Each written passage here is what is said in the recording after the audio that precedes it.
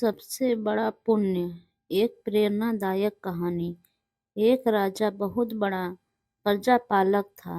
हमेशा राजा के हित में प्रयत्नशील रहता था।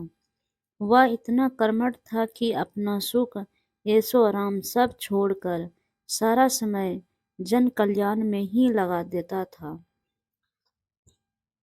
यहाँ तक कि जो मोक्ष का साधन है अर्थात भगवत भजन, उसके लिए वह समय नहीं निकाल पाता था। एक सुबह राजा वन की तरफ भ्रमण करने के लिए जा रहा था कि उसे एक देव के दर्शन हुए। राजा ने देव को प्रणाम करते हुए उनका अभिनंदन किया और देव के हाथों में एक लंबी चौड़ी पुस्तक देकर उसने पूछा, महाराज, आपके हाथ में यह क्या है? देव बोले, राजन, यह हमारा वही खाता है जिसमें सभी भजन करने वाले के नाम है। राजा ने निराशयुक्त भाव से कहा, कृपया देखिए तो इस किताब में कहीं मेरा नाम भी है या नहीं। देव महाराज किताब का एक एक पृष्ठ उल्टने लगे, परंतु राजा का नाम कहीं भी नजर नहीं आया। राजा ने देव को चिंतित देखकर कहा, महाराज, आप चिंतित ना हो, आपके ढूंढने में कोई भी कमी नहीं है।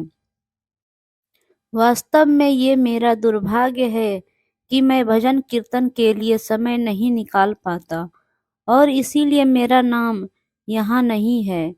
उस दिन राजा के मन में आत्मग्लानि सी उत्पन्न हुई, लेकिन इसके बावजूद उन्होंने इसे नजरअंदाज कर दिया और पुनः परोपकार की भावना लिए दूसरे की सेवा करने में लग गए। कुछ दिन बाद राजा फिर सुबह वन की तरफ टहलने के लिए निकले तो उन्हें वही देव महाराज के दर्शन हुए। इस बार भी उसके हाथ में एक पुस्तक थी।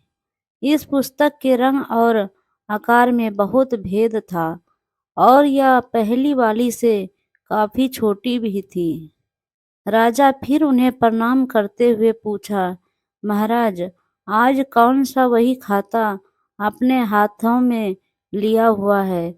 देव ने कहा, राजन, आज के वही खाते में उन लोगों के नाम लिखा है जो ईश्वर को सबसे अधिक प्रिय है। राजा ने कहा, कितने भाग्यशाली होंगे वो लोग। निश्चित ही वो दिन रात भगवत भजन में लीन रहते होंगे। क्या इस पुस्तक में कोई मेरे राज्य का भी नागरिक है? देव महाराज ने वही खाता खोला और ये क्या, पहले पन्ने पर पहला नाम राजा का ही था।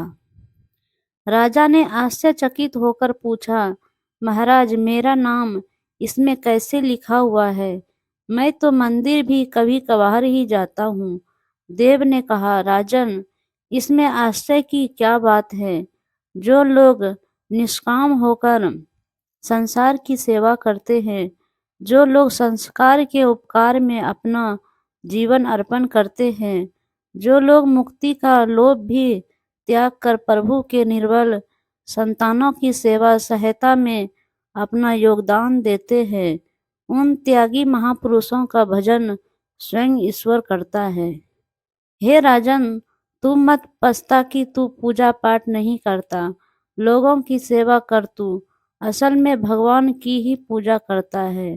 परोपकार और निस्वार्थ लोक सेवा किसी भी उपासना से बढ़कर है। देव ने वेदों का उदाहरण देते हुए कहा, कर्म करते हुए 100 वर्ष जीने की इच्छा करो तो कर्म बंधन में लिप्त हो जाओगे। राजन, भगवान दीन दयालु है। उन्हें खुशामद नहीं आती बल्कि आसन भाता है। सच्ची भक्ति तो यही है कि परोपकार करो, दीन दुखियों का हित साधन करो। अनाथ, विधवा, किसान व निधन आज अत्याचारियों से सताए जाते हैं। इनकी यथाशक्ति सहायता और सेवा करो और यही परम भक्ति है। राजा को आज देव के माध्यम से बहुत बड़ा ज्ञान मिल चुका था। और अब राजा भी समझ गया कि परोपकार से बड़ा कुछ भी नहीं, और जो परोपकार करते हैं वही भगवान के सबसे प्रिय होते हैं। मित्रों, जो व्यक्ति निस्वार्थ भाव से लोगों की सेवा करने के लिए आगे आते हैं, परमात्मा हर समय उनके कल्याण के लिए यत्न करता है। हमारे पूर्वजों ने कहा भी है, परोपकार्याय पुण्याय भवति, अर्थात दूसरों के लिए जीना, दूसरों की सेवा को ही पूजा समझकर कर्म करना, परोपकार के लिए अपने जीवन को सार्थक बनना ही सबसे बड़ा पुण्य है।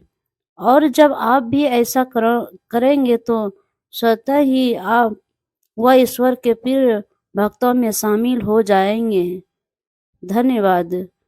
वीडियो पसंद आए तो लाइक शेयर सब्सक्राइब करें प्लीज़।